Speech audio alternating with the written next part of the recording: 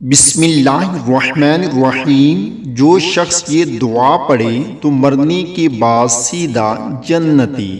دعا کیا ہے؟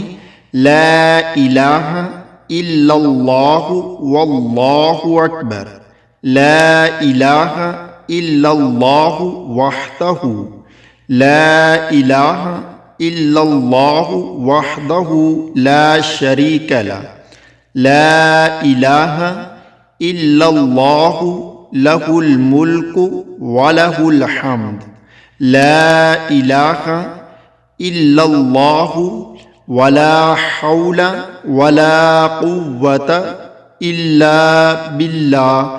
جو شخص بیماری میں یہ کلمات پڑھے اور پھر مر جائے تو اسے جہنم کی آگ نہیں کھائے گی۔